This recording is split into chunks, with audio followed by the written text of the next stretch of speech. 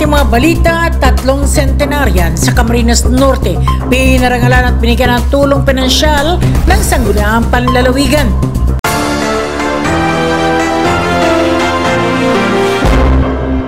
Bilang pagkilala sa kanilang mahabang buhay at kontribusyon sa pamayanan, tatlong centenarian sa lalawigan ng Camarines Norte ang pinagkalooban ng tulong pinansyal ng Sangguniang Panlalawigan. Tumanggap ng tig 50,000 pesos sina Lola Josefina T. Soria, 101 years old mula sa barangay Takadbasud, at Lola Marcosa Sarmiento, 101 years old mula naman sa barangay Matanggo, Vinson. Samantala, 100,000 pesos naman ang iginawad kay Lola Marta de Villa, 100 years old mula sa barangay Poblasyon Talisay, bilang pagkilala sa kanilang pag-abot sa edad na 100 years old o higit pa. Ang nasabing tulong ay bahagi ng Republic Act No. 10868 o mas kilala bilang Centenarian Act of 2016 na naglalayong bigyan ng cash grant mga mamamayan na umabot sa 100 years old. Bukod sa pondo mula sa pamahalaang panlalawigan sa pamamagitan ng Provincial Social Welfare and Development Office, ang mga centenarian ay makatatanggap din ng karagdagang 100,000 mula sa Department of Social Welfare and Development o DSWD. Patuloy namang hinihikayat ng lokal na pamahalaan ang mga pamilyang may centenarian na irehistro ang kanilang mga mahal sa buhay